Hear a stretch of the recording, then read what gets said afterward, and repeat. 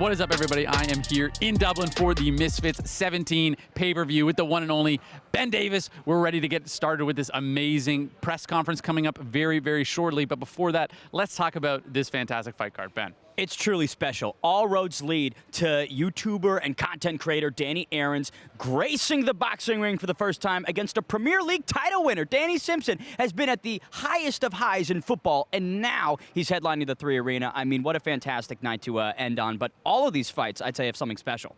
Absolutely, and not only that, but we also have a fantastic performance that we're going to see from KSI himself, right? Obviously, it was supposed to be KSI fighting. Sometimes you can't get everything you wanted, but he's pivoted. He's showing that he's got a lot of different avenues and a lot of different skills, and he's going to be able to deliver to the best of his ability, right? Obviously not in the avenue that we thought he was going to, but I still think that it's going to be fantastic for the fans to see KSI. I'm excited for this main fight because I think that this brings it back to the core essence of what influencer boxing was all about. Completely. It's the old days of crossover combat that we're seeing in a renewed manner. But I want to highlight KSI originally fighting one of his original opponents is still staying on the card in Anthony Pretty Boy Taylor. Now, we saw this cat go to work on August 10th in Miami against the Swedish samurai Samuel Eriksson. That's a different AT.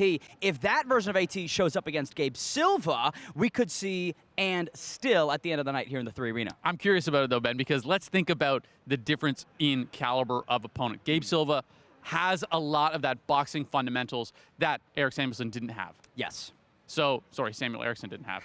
But does he bring that same style against a different fighter in Gabe Silva, or is he going to be able to maintain that positive forward aggression? That's something I'm curious to see, because it could be that the offense that Gabe Silva brings is going to shut down that new style that AT showed us. 100%. The length, the power that Gabe Silva has is truly something to be remarkable to watch, right? I know firsthand. Now, the question is, though, OJ Rose and me aren't exactly highest caliber of competition, right? With respect to myself and OJ, I'd say AT has faced these bigger challenges. He has taken on these larger titans. So Gabe's got to rise to the occasion if he wants to capture the belt. But that's one of 2 title fights that we see on this card. Dean the Great also returning. I'm pretty excited about this, Riley. Ben, you read my mind. I was about to go to Dean the Great. Dean the Great coming in back from an injury. Now, I've had some shoulder issues myself. It can be a very, very transformative injury. So I'm very curious to see how Dean is going to be able to show us. Has he recovered properly? Has he done the right steps to be able to get back to 100%? And is it going to be in his mind to protect that shoulder? Because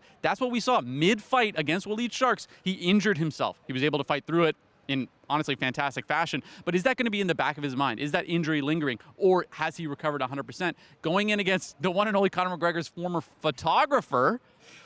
Current, he's still Conor McGregor's photographer. We got to give Dave Fogarty the respect he deserves. A very well-accomplished mixed martial artist. Of course, he's getting all the rounds with a notorious one, but he mentioned to us that he did have 5 or 6 boxing exhibitions. So when you look at it on paper, you don't see those, but he pulled us aside and said, guys, I've been inside, the circle. I've done it before. Yeah, and then we also have, of course, HS Tiki Taki finally making his Misfits debut. This has been something we've been working to for a long time, going up against George Fensom, who's relatively unproven. HS has been boxing, right? He's got footage from, honestly, a couple of years ago, I believe, in the ring, training to some capacity. I don't know how dedicated he's been, but something I do know is this is a wild man. This is a guy that is coming to fight. He's a lunatic. I think that's the only word to describe HS Tiki Taki. He is quite literally crazy. But that works to his benefit because he's going to go in there and throw with zero regard. He treated that street fight with Zerka like a street fight. He made it dirty. And I believe that's what he's going to do against George Fensom, who, if you looked at him on the pads, George is doing all the right things in this preparation, but the time that these 2 gentlemen have had is quite limited. So even if you're trying to work and become a technical boxer, you're not going to accomplish that in the fight week, in the fight camp, that they had. So maybe brawling is the best route, and that's certainly the one HS Tiki Taki is going to take. Yeah, and he doesn't even necessarily have to brawl with him, right? I think that once he applies that pressure, we're going to see a big difference in if George is going to be able to maintain any of the fundamentals that he's developed. I think Ben is being a little bit kind to George. I didn't see too much in his preparation. I was like, oh, I don't know. But either way, I think this could be a great possible showcase for performance for a guy like HS, who personally I've been saying hopefully could be a big name in the Misfits area if he's able to deliver in the ability that I think we know that he's going to be able to deliver. Well, talking about big names, here in Dublin, there's few bigger than Ben the Bumblebee Williams, who is looking to extend his unbeaten Misfits record to 2-0, right? The debut over Fez Batista. Beyond dominant, beyond impressive. Now here he is in the hometown. Can he stick the landing in the backyard, Riley? And the thing is Fez, I think, didn't really get the credit that he deserved. I think that he showed up, he had a good left hook, he had a lot of heart, and Ben Williams was still able to beat him pretty handedly. Let's call a spade a spade. So I think that this is a step up in competition. They share an opponent, right? Duluth Savage. They do.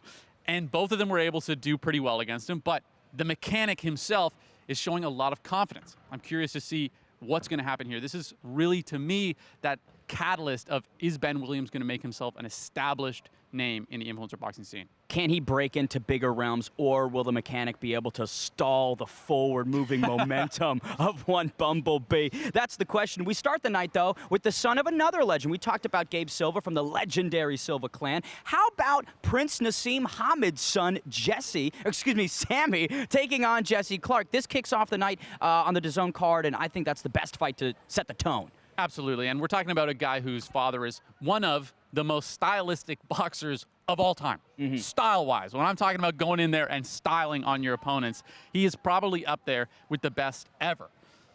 Is his son going to be able to deliver the same way? Because one of his sons is in the pro boxing ring already, 2 wins. This one is coming in a different avenue. Maybe he's a misfit and thought, you know what, Misfits represents me better. I'm curious to see, is he going to be able to deliver? Because he's got a lot more pressure than pretty much anyone else on the card. Maybe Gabe Silva has similar level of expectation. So is that going to crush him? And then Jesse Clark, kind of unknown, right?